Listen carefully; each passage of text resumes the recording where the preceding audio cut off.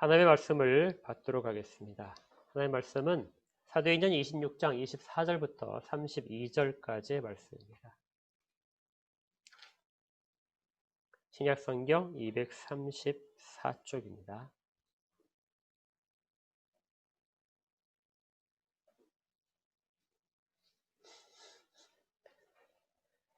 제가 하나님의 말씀을 읽도록 하겠습니다. 24절부터 읽겠습니다. 바울이 이같이 변명하매 베스도가 크게 소리내어 이르되 바울아 네가 미쳤도다. 내 많은 학문이 너를 미치게 한다 하니 바울이 이르되 베스도 각하여 내가 미친 것이 아니요 참되고 온전한 말을 하나이다. 왕께서는 이 일을 아시기로 내가 왕께 담대히 말하노니 이 일이 하나라도 아시지 못함이 없는 줄 믿나이다. 이 일은 한쪽 구석에서 행한 것이 아니니이다. 아그리빠 왕이여 선지자를 믿으시나이까? 믿으시는 줄 아나이다. 아그리빠가 바울에게 이르되 네가 적은 말로 나를 권하여 그리스도인이 되게 하려 하는도다. 바울이 이르되 말이 적으나 많으나 당신뿐만 아니라 오늘 내 말을 듣는 모든 사람도 다 이렇게 결박된 것 외에는 나와 같이 되기를 하나님께 원하나이다 하니라. 왕과 총독과 번이게와 그 함께 앉은 사람들이 다 일어나서 물러가 서로 말하되 이 사람은 사형이나 결박을 당할 만한 행위가 없다 하더라. 이 아그리빠가 베스도에게 이르되 이 사람이 만일 가이사에게 상소하지 아니하였더라면 석방될 수 있을 뻔하였다 하니라. 아멘. 각자의 처소에서 온라인으로 예배를 드리는 모든 분께 하나님의 은혜가 더 풍성하게 넘치기를 소원합니다. 우리가 지금까지 약 5주인가요? 4주에서 5주에 걸쳐서 바울의 변명, 기독교에 관한 변명을 했습니다. 변증이라는 이름으로 했었는데요. 오늘은 이제 그 내용들을 다 마무리하고 그 말에 대한 사람들의 반응을 중심으로 살펴볼 것입니다. 성경은 복음의 내용을 전하는 것에 초점이 맞춰져 있기는 합니다. 그렇지만 그 복음의 내용을 전한 만큼 또 그 복음에 전해진 내용에 대한 사람들의 반응에 대해서도 성경은 자세하게 기록을 하고 있습니다. 예를 들어서 예수님께서 산에 올라가 앉으셔서 말씀하신 산상설교 같은 경우에 꽤 많은 지면을 할애해서 기록이 되어 있는데요.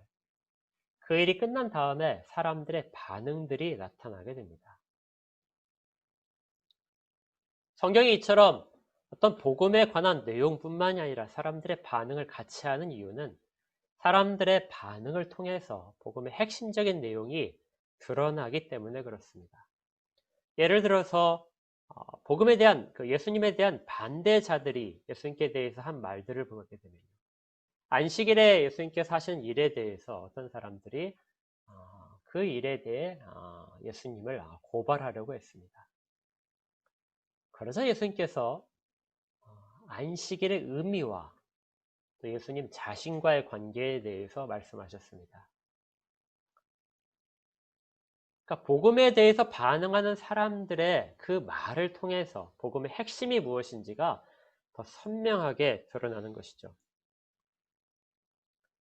이처럼 대적하는 사람들, 기독교에 대해서, 복음에 대해서 대적하는 사람들이 그 대적하기 위해서 하는 말들을 자세히 보게 되면 그것이 우리가 그들과의 관계 속에서 꼭 발견해야 되는 복음의 핵심적인 부분이라는 것입니다.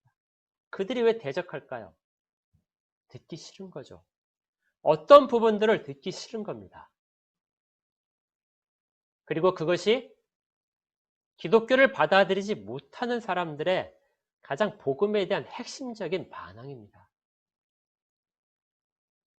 그래서 우리는 그들의 입술의 고백을 통해서 그들의 말을 통해서 우리의 복음의 핵심이 무엇인지를 조금 더 자세하게 살펴볼 수 있습니다. 그리고 그것을 깨기 위해서 그들의 이해하지 못하는 부분을 깨기 위해서 복음은 더 자세히 그들에게 설명되게 됩니다. 이러한 것들이 복음서와 사도행전에 계속해서 등장해 있는, 기록되어 있는 내용이죠. 그래서 반대자들의 반응은 우리가 주의 깊게 살펴봐야 됩니다. 여기에서 끝나는 것이 아니라 이 반대자에 대해서 복음을 전하는 사람들, 우리 성도들은 또 어떻게 반응해야 되는가? 그 반응의 내용까지도 성경은 우리에게 알려줍니다. 요즘 시대가 우리 가운데 꽤 많은 반대들이 있죠. 기독교에 대한 반대, 혐오감들의 표현, 이런 부분들에 있어서 우리가 그럼 어떻게 대처해야 되는가? 오늘 본문 속에서 우리가 거기에 대한 지혜를 발견할 수 있을 것입니다. 자, 이제 본문으로 돌아가서요. 바울의 긴 변명이 끝났습니다. 그러자 첫 번째 반응이 베스도로부터 나왔습니다. 24절에 바울이 이같이 변명하매 베스도가 크게 소리내어 이르되, 베스도가 바울의 변명이 끝나자마자 아주 크게 소리를 질렀습니다. 네가 미쳤다. 바울아, 네가 미쳤다. 베스도가 한 이 말은 기독교에 대한 어떤 당시의 대표적인 표현 가운데 하나입니다. 베스도가 이 말을 썼다는 것은 우리에게 조금 약간 실망스러운데요. 왜냐하면 베스도는 앞에서 우리가 살펴보았듯이 비교적 합리적인 사람이었습니다. 그러나 앞에 있는 벨릭스처럼 뇌물이나 이러한 것들에 휘둘리는 사람이 아니었고, 공정하게 판결하기 위해서, 그리고 또 대제사장들이 베스도에게 어떤 속임수를 써서 바울을 자기들에게 넘겨주기를 원했지만 그러한 부분을 분별할 만한 그런 지각이 있는 사람이었습니다. 그리고 이미 며칠 전에 베스도는 바울을 불러서 재판을 했었죠. 그리고 그 재판 가운데 베스도는 바울에게 죄가 없었을 것이다 하는 결론을 이미 내려놓은 상황입니다. 이미 복음에 대해서 한번 들었고 거기에 대해서 바울이 죄가 없음에 대한 생각도 가지고 있다면 이제 며칠이 지나서 베스도가 다시 바울을 불러서 다시 한번 듣겠다 이렇게 한다면 우리는 어떤 기대를 하게 될까요? 만약에 우리가 어떤 사람에게 복음을 전했는데 그 사람이 잘 듣고 나서 그래요 하면서 고개를 끄덕이고 며칠 후에 다시 한번 내가 들을 수 있을까요? 이렇게 우리에게 말을 했다면 우리 마음 가운데 어떤 기대감이 솟구치지 않겠습니까? 이 사람 영혼 가운데 주께서 어떤 일을 하시는구나. 이 사람을 통해서 어떤 변화가 일어나도록 내가 쓰임을 받았구나. 내가 조금 더 자세히 설명을 해야 되겠지. 자, 이런 반응들이 있을 것입니다. 바울도 아마 그런 기대를 가졌을지 몰라요. 그래서 앞에 있던 재판보다 이 베스도에게 두 번째 아그리빠 왕 앞에서 하는 이 변명은 훨씬 더 자세하게 한 것 같습니다. 물론 누가도 이 부분을 훨씬 더 길게 자세하게 기록을 하고 있습니다. 자, 그런데 이렇게 길게 말을 하자 끝나자마자 베스도가 한 말은 네가 미쳤다.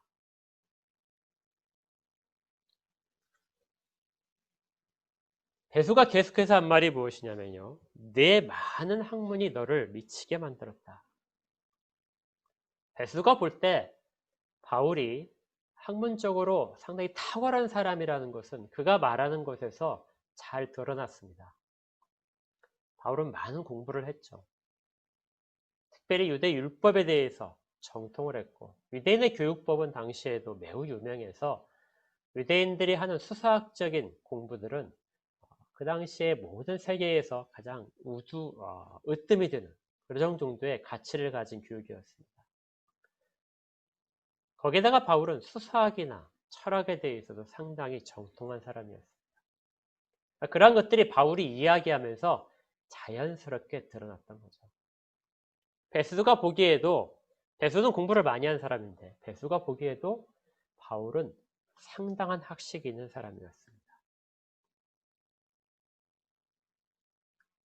그런데 그 좋은 수사학적인 능력들 그리고 율법에 정통한 것들 이러한 것들을 사용을 해서 바울이 그 안에 담아내고 있는 내용 자체는 너무나 황당했던 거죠.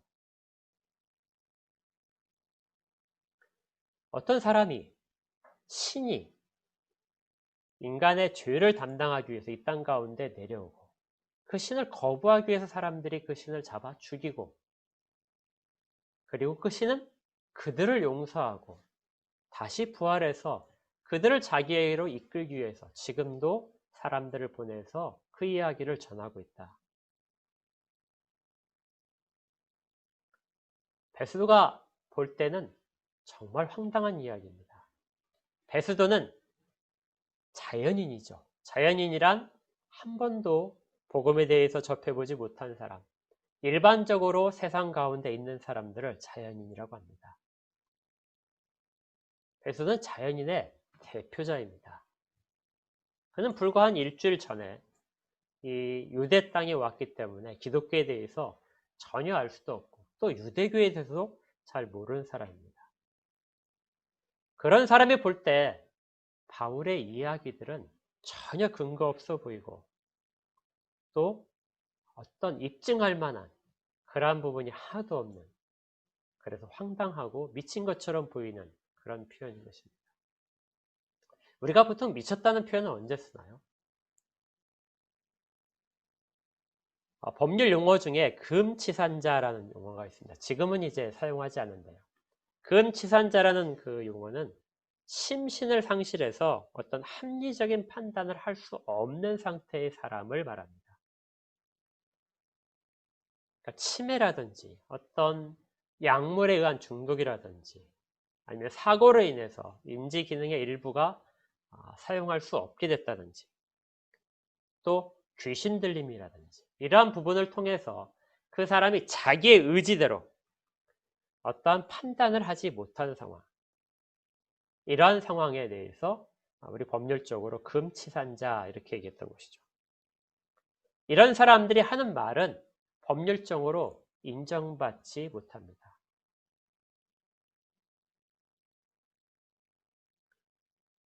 당시에도 2000년 전에도 이런 사람들이 꽤 많이 있었습니다. 두 번째 미쳤다는 표현은 언제 쓰냐면요. 어떤 사람과 대화를 하는데 그 사람의 말이 전혀 통하지 않을 때, 많은 사람들이 그 사람에 대해서 이러한 부분들은 옳지 않은 것 같다.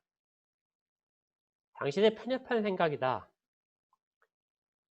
그렇게 지적을 함에도 불구하고 그것이 옳다 하고 자기의 소신과 자기의 주장을 굽히지 않는 상태, 이러한 상태에 대해서 일반적으로 보통 미쳤다 이렇게 말을 하는 것입니다. 당시에도 이러한 표현들이 그냥 사용된 것 같아요. 베스도가 말한 것은 첫 번째 의미인지 두 번째 의미인지는 잘 모르겠지만 베스도는 아마 두 번째에 가깝다고 그렇게 생각을 했을 것입니다. 그래서 너의 많은 학문이 너를 미치겠다. 네가 공부를 많이 해서 많은 내용을 알고 있는데 그 내용 때문에 네가 다른 사람과 전혀 소통이 안 되는 그런 상황이 되어버렸다 하고 이야기한 것이죠. 이를 통해서 베스도는 바울의 말이 전혀 이야기할 만한 가치가 없다는 것을 사람들 앞에서 표현하려고 했던 것입니다. 그런데 이 말을 들으면서 바울은 아마 웃었을 것입니다. 성경에는 기록되어 있지 않지만 바울이 아마 피식 웃었을 것 같아요. 왜냐하면 미쳤다는 표현은 그리스도인들에게 있어서 아주 친숙한 단어이기 때문에 그렇습니다. 먼저 예수님도 사람들에게 복음을 전하실 때 미쳤다는 이야기를 들었습니다. 요한복음 10장에 이 이야기가 자세히 나와 있는데요. 요한복음 10장을 보시면 10장 19절입니다. 제가 읽어드리겠습니다.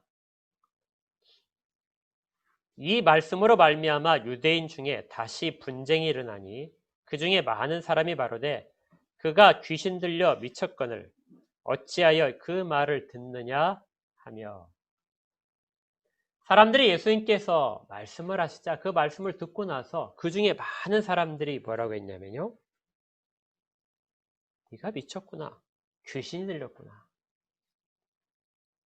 그래서 그 말을 들을 필요가 없다 하고 사람들이 선동하기 시작했던 것입니다. 실제로 예수님이 하신 행동이 귀신 들린 사람이 하는 행동과 전혀 연관성이 없겠죠. 그런데 이 본문을 자세히 보게 되면 예수님을 미쳤다고 하는 그 말씀, 예수님이 어떤 말씀을 전했는데 예수님을 미쳤다고 하는 그 말씀이 과연 무슨 내용이었길래 예수님을 사람들이 미쳤다고 이야기했는가 살펴볼 가치가 있습니다. 바로 앞에 있는 내용을 보게 되면 요한복음 10장 14절에 주님께서 이렇게 말씀하십니다. 나는 선한 목자라. 나는 내 양을 알고 양도 나를 아는 것이 아버지께서 나를 아시고 내가 아버지를 아는 것 같으니 나는 양을 위하여 목숨을 버리니라. 또 이 우리에 들지 아니한 다른 양들이 내게 있어 내가 인도하여야 할 터이니 그들도 내 음성을 듣고 한 무리가 되어 한 목자에게 있으리라. 내가 내 목숨을 버리는 것은 그것을 내가 다시 얻기 위함이니 이로 말미암아 아버지께서 나를 사랑하시느니라. 많은 사람들이 듣기에 예수님께서 말씀하시는데요. 나는 선한 목자라. 내 양을 알고 있는데 그 양들을 위해서 내가 목숨을 버리노라. 그런데 그 내 목숨을 버림으로써 내가 그것을 다시 얻게 된다. 이를 통하여 아버지께서 나를 사랑하시느니라.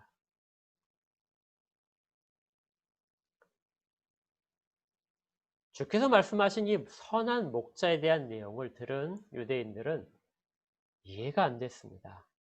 그 바로 앞에 싹군 목자라는 단어가 나오는데요.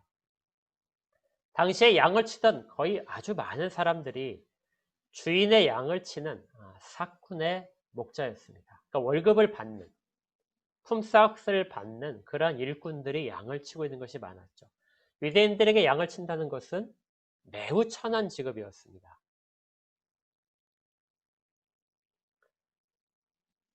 그래서 조금이라도 재산이 있는 사람들은 그 일들을 종들에게 맡긴 것이죠.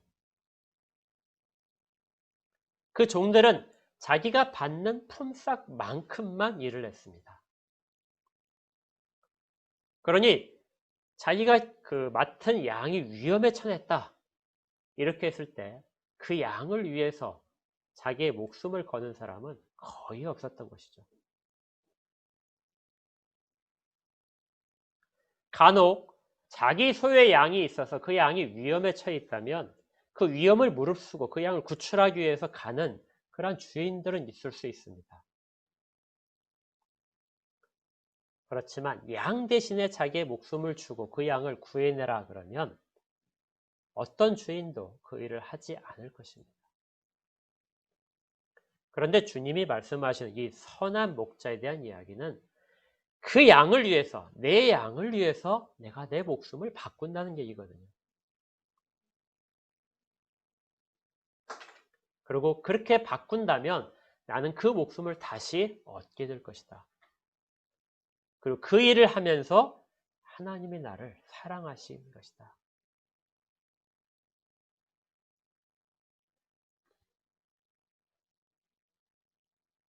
정상적인 사람들이라면 이 일이 불가능한 일인 것을 알게 됩니다. 아무도 그렇게 하지 않을 거거든요.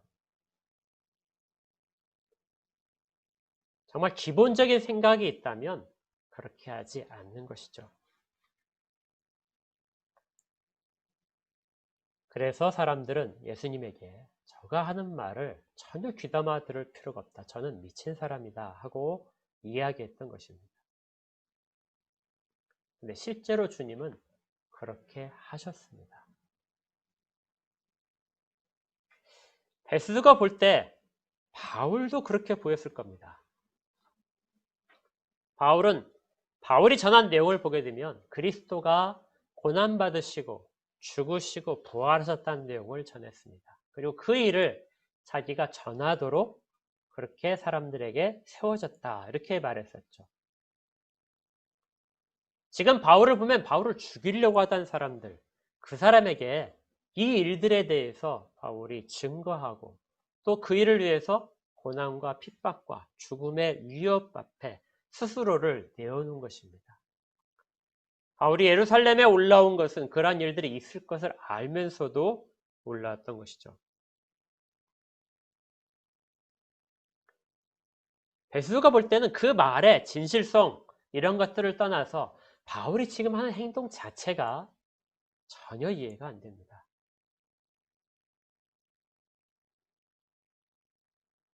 자기를 죽이려던 사람들을 위해서 목숨을 걸고 그 자리에 선다는 것. 베스도가 아까 자연인을 대표한다고 했었죠. 이게 자연인들이 기독교인을 보는 그런 관점입니다. 그리스도인들이 왜 그렇게 사는가? 그들은 미쳤다는 표현밖에 다른 표현할 단어들이 없는 것처럼 보이는 것. 이것이 당시에 바울이 베스도로부터 들은 그 말을 듣는 당시에 거의 모든 자연인들이 그리스도인들에게 한 말이기도 합니다. 바울도 이전에 이 말을 이미 들었었습니다. 계속해서 반복해서 들었던 것 같아요. 고린도 후서에 보게 되면 이렇게 나와 있습니다. 바울이 고린도 교회에 보낸 편지인데요. 우리가 만일 미쳤어도 하나님을 위한 것이요. 정신이 온전하여도 너희를 위한 것이다. 고린도서 5장 13절입니다. 우리가 만일 미쳤어도 이 말은 우리에 대해서 사람들이 미쳤다는 말을 많이 하고 있다. 세 번역에 이렇게 되어 있습니다. 우리가 미쳤다고 하게 된다면 하나님께 대하여 미친 것이다.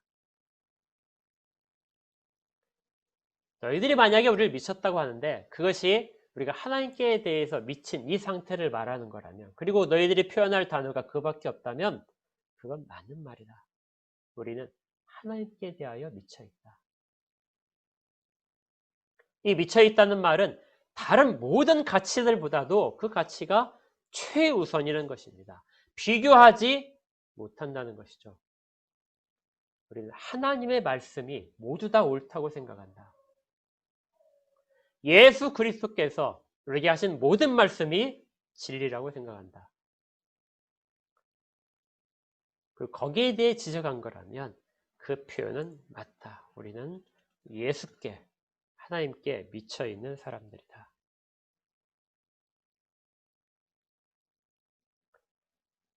바울이 베스도의 말을 들을 때 상당한 만족감이 들었을 수도 있습니다.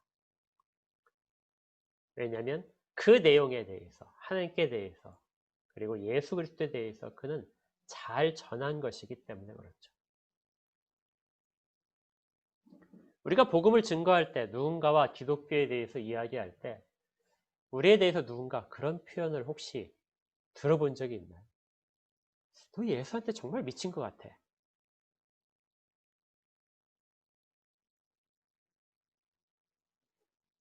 그렇다면 우리는 바르게 전한 부분이 있습니다. 자연인에게 하나님께 대하여 미쳤다는 표현은 전혀 이해가 안 되는 그들의 고백일 뿐이죠. 그런데 고린도서 5장 13절은 뒷부분에 이렇게 되어 있습니다. 정신이 온전하여도 너희를 위한 것이다. 만일 우리의 정신이 온전하다고 한다면 그것은 여러분을 두고 온전한 것이다. 이 말은 하나님께 대해서는 무조건적인 순종과 하나님에 대한 영광을 돌림이 있지만 사람들에게 있어서는 온전한 정신으로 한다는 것입니다. 온전한 정신이란 이성과 사람들에 대한 배려와 그리고 이해심과 헌신을 말합니다. 바울은 동료 그리스도인들을 위해서 자기가 어떤 더 많은 영적인 능력을 가지고 있다. 내가 환상을 많이 보고 더 많은 능력을 발휘할 수 있다는 걸 가지고 그들 위해 서려고 했던 것이 아니라 그들의 눈높이에서 그들과 대화를 한 것이죠. 그리스도인뿐만이 아니라 모든 믿지 않는 자들에게, 불신자들을 만나는 순간에도 바울은 항상 이렇게 이야기한 것입니다. 그들 앞에 많은 능력을 보이고 그들이 그 능력 앞에 복종을 한 다음에 복음의 이야기를 하는 것이 아니라 그들의 눈높이에서 그들과 대화를 하면서 복음을 전했던 것이죠. 이것이 바울이 얘기한 온전하면서 너에게 선 것이다. 온전한 정신으로 너희들을 대하고 있다 하고 말한 부분입니다. 이 부분 두 가지의 면, 하나님께 대해서는 미친 것처럼 보이는 것과 사람들에 대해서는 온전한 정신으로 대하는 것, 이것이 신앙생활의 영적인 신앙인들의 모습에 해당합니다. 하나님 앞에서는 오로지 하나님밖에 없습니다. 그렇게 매달리고 그렇게 순종을 하고 사람들에게는 그들의 모든 처지와 형편에 맞는 조언과 또 그들이 이해할 수 있는 단어들을 사용해서 복음을 전하고 그리고 그들과 실제적인 접촉을 통해서 그들을 위로하고 그들을 섬기는 것이 이것이 바로 영적인 생활이라는 것이죠.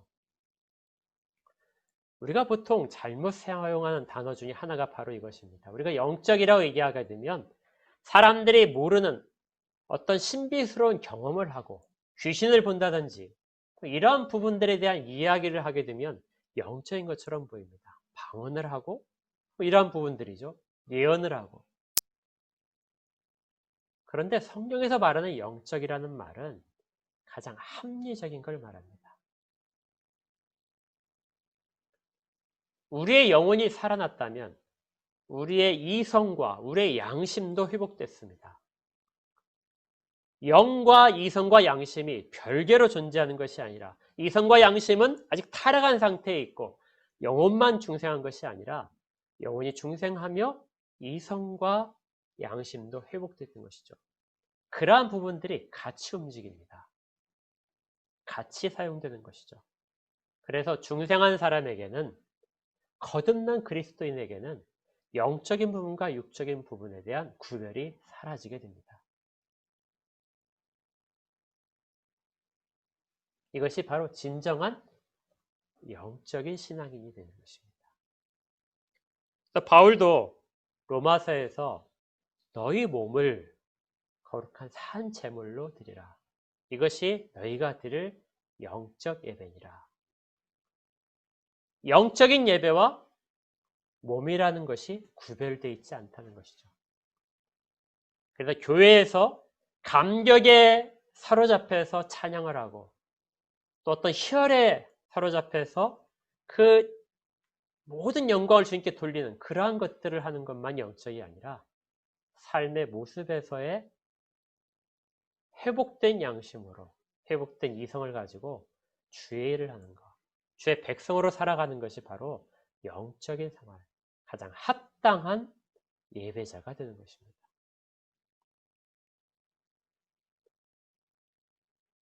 바울은 지금 베수도 앞에서 그 이야기를 전하고 있습니다. 베수가 미쳤다는 반응을 하자 바울이 그 다음에 한 것이 뭐냐면요.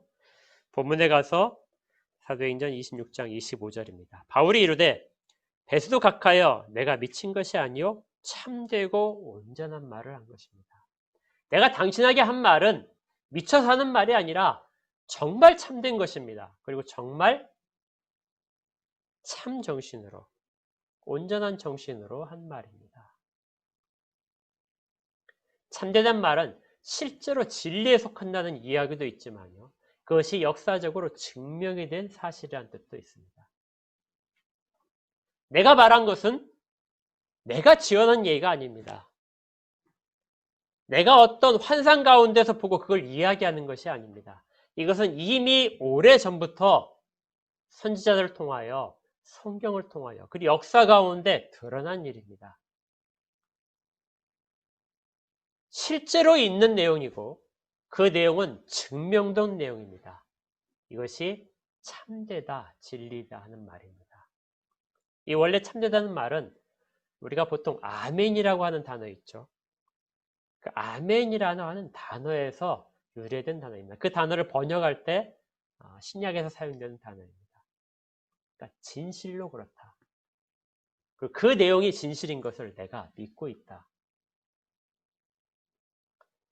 온전한 말을 한다는 것은 내가 참다운 이성을 가지고 참다운 깨어있는 정신을 가지고 지금 그 이야기를 한다. 바울이 말하는 것은 감추어지는 것이 아닙니다.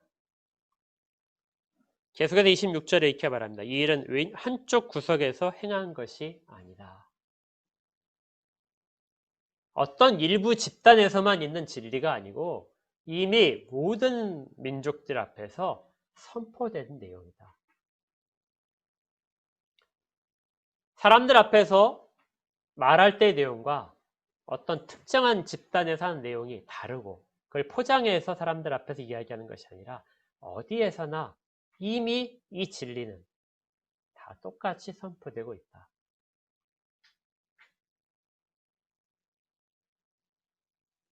문제는 배수도에 있는 것이죠.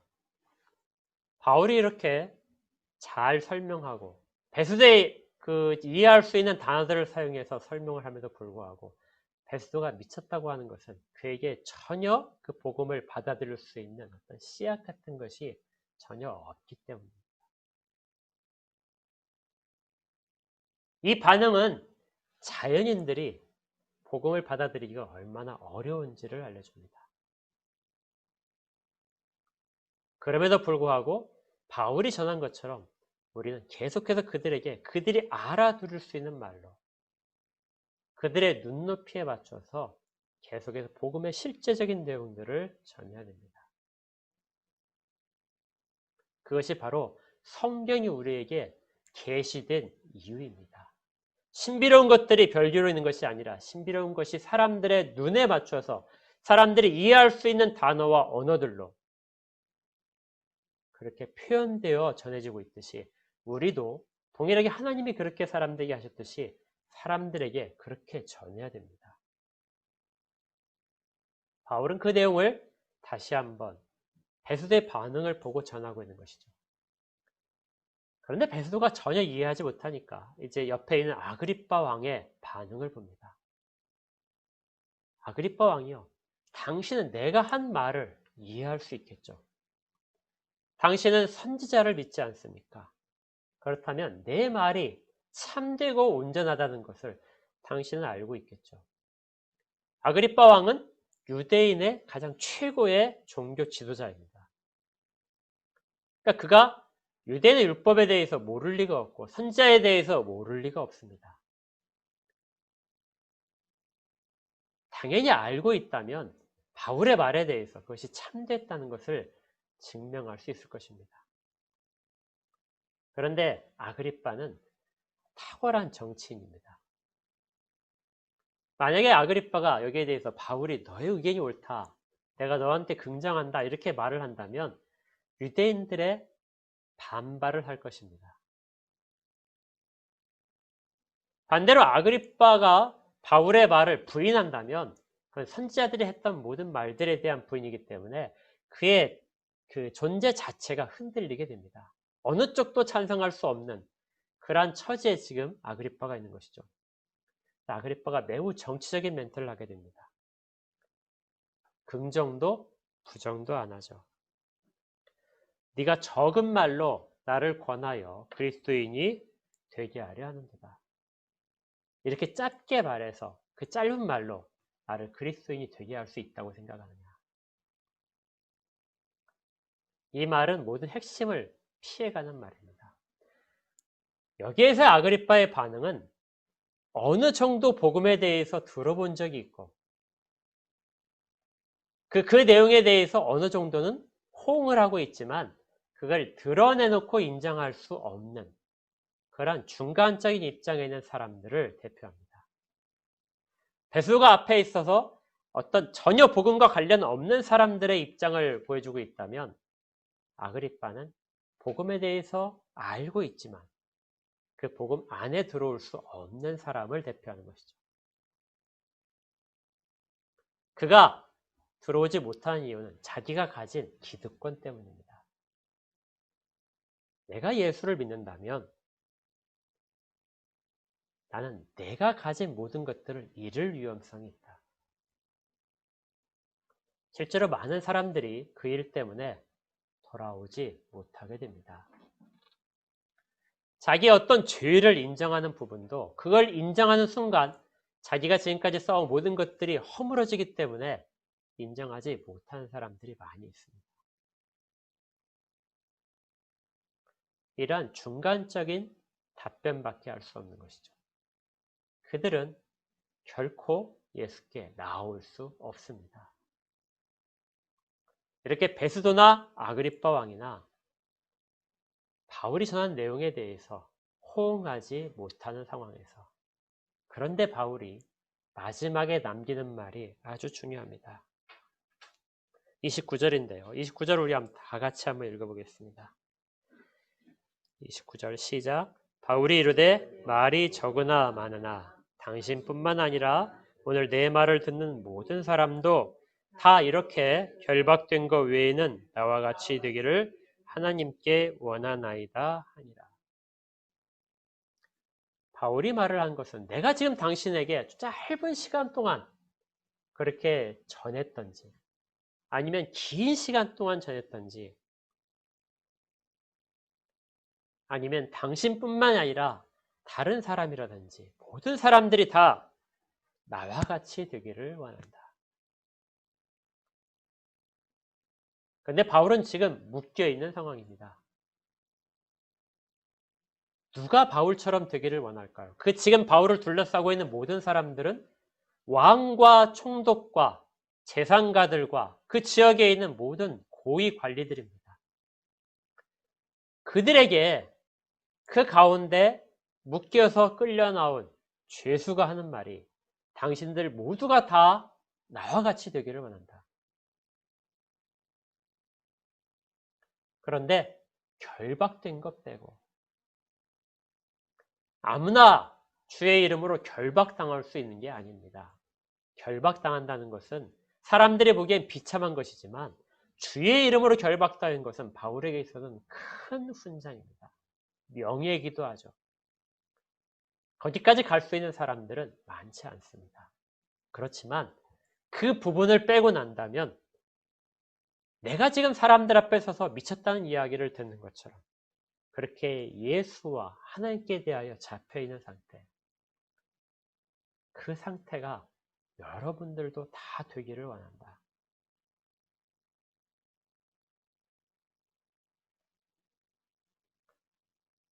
부정적인 반응을 하는 사람들 앞에서 바울이 한 말은 이것이 결론입니다. 이것이 모든 재판에 있어서의 마지막 바울의 멘트죠. 우리가 상당히 오랫동안 이 재판 장면을 살펴보았는데요. 이 재판 가운데 당신이 마지막으로 할 말이 무엇인가? 바울의 말은, 마지막 말은 모든 사람들이 다 나와 같이 예수를 믿는 자가 되기를 원합니다.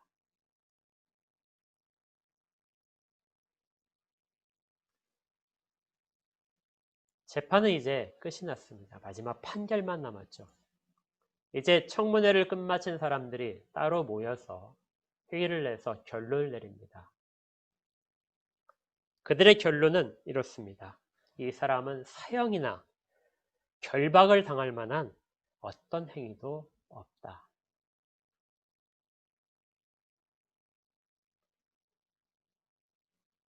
복음은 사람들 앞에 충분히 설명되고 그 사람들 앞에 온전하고 참되게 선포된다면 사람들로부터 이러한 정당한 반응을 이끌어낼 수 있습니다.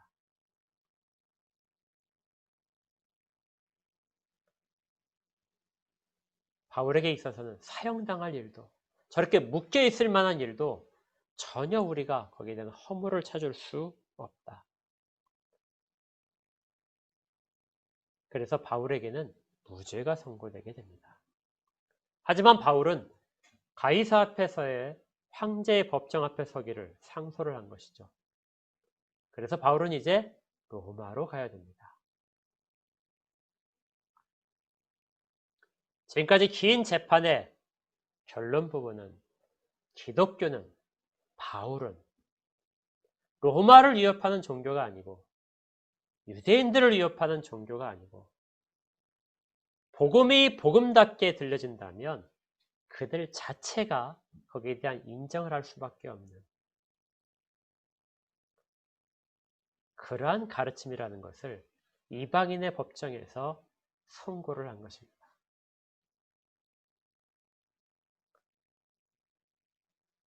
우리가 현재 기독교에 대한 수많은 비판 앞에서 그리고 나쁜 여론들 앞에서 우리의 위치를 잘 찾지 못하고 있는 경우가 있습니다. 그래서 그들이 한 것처럼 동일하게 반응을 하려고 하는 것들이 나타나죠. 바울이 베드로가 미쳤다고 할 때 나는 미치지 않았다 이 말을 격하게 했을까요? 이미 수없이 들어온 말들입니다. 우리만 듣는 것이 아니라 바울도 들었고 예수님도 들었단 말입니다. 그들의 무지를 탓하거나 그들의 무지에 반격하는 것이 아니라 복음이 무엇인지를 설명을 해줘야 하는 것이죠. 우리는 온전한 정신으로 또 참다웃게 우리의 믿는 바들을 그들에게 설명을 해야 됩니다. 그리고 우리가 늘 마지막에 가지고 있는 결론은 그들도 우리처럼 예수를 믿는 자가 되기를. 바울의 마지막 멘트는 기원입니다. 그가 사람들 앞에서 한 말이기도 하지만 그가 하나님께 대해서 간구한 말입니다. 저들도 나와 같이 그렇게 되기를 하나님께 기도합니다. 스데반의 마지막 말이 하나님께 대한 기원이었듯이 바울도 이 재판을 마지막으로 마무리하면서 그렇게 하나님 앞에서 기도하고 있는 것이죠.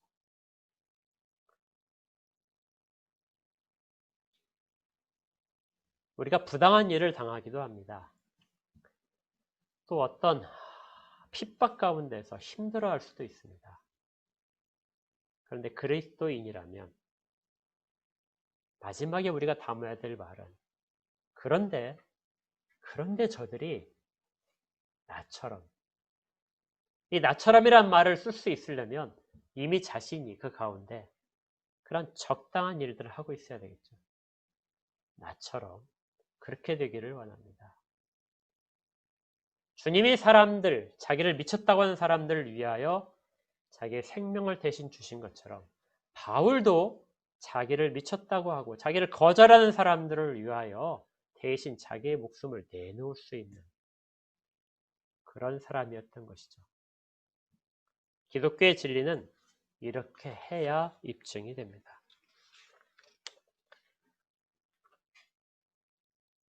사람들의 반응은 복음의 핵심이 무엇인지를 잘 드러내줍니다. 그리고 그 반응에 대해서 기독교인이 또 다른 반응을 하는 것이 복음을 사람들 앞에 보여줄 수 있는 좋은 기회입니다. 우리가 만약에 신앙생활을 하면서 불신자들로부터 미쳤다 하는 말을 들은 적이 없다면 우리는 한 번도 하나님 앞에, 주님 앞에 최선을 다한 적이 없다는 그런 말일지 모릅니다. 우리가 신앙생활을 하면서 같은 성도들에게 그리고 다른 사람들에게 참되고 온전한 말들을 한 기억이 없다면 우리는 복음에 대해서 우리 스스로도 잘 이해하지 못하고 있는 것일지 모릅니다. 충분히 설명할 수 있을 정도의 그러한 복음에 대한 이해가 우리 가운데 있어야 합니다. 또한 모든 조롱과 우리를 핍박하는 사람들을 위해서 하나님 앞에 저들도 나와 같이 예수를 믿는 사람이 되기를 원합니다. 그렇게 기도한 적이 없다면 우리는 실제적으로 하나님 앞에 사랑을 받지 못하는 사람일지도 모릅니다.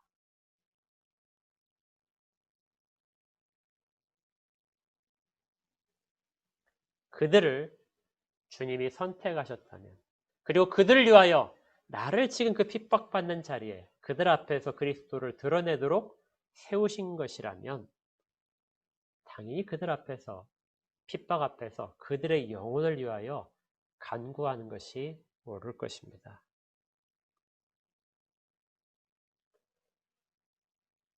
복음이 전해지고 사람들의 다양한 반응이 있었고, 그리고 가운데서 믿는 자들의 반응은 그들 가운데 복음에 대한 인정들을 이끌어내게 되는 것이죠. 우리가 다 이렇게 되기를 원합니다. 우리가 먼저 복음 앞에서 바로 서고, 우리를 미쳤다고 한다면 하나님 앞에서 우리가 미친 자다. 하나님께 대해서 미친 자다. 그리고 사람들에 대해서는 우리가 참되고 온전한 자다.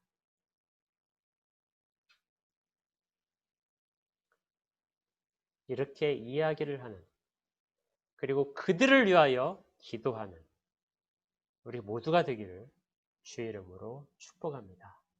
그러면 우리는 가장 강력하고 가장 영적인 힘들을 가지고 있는 것입니다. 함께 기도하겠습니다.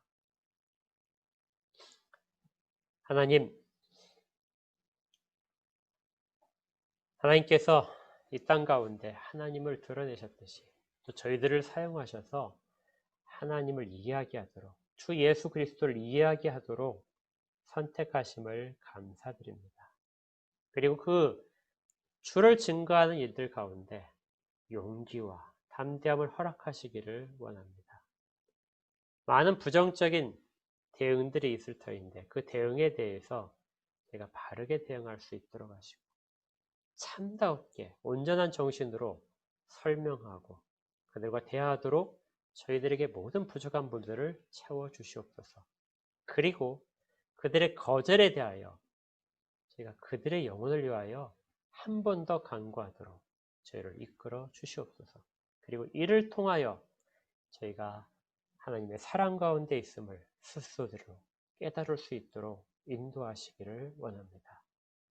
주께서 이 모든 일 가운데 바울을 사용하셨듯이 저희 모두를 보호하시고 저희를 사용하셔서 주의 뜻을 나타내 주시옵소서. 감사드리며 예수 그리스도 이름으로 기도합니다. 아멘.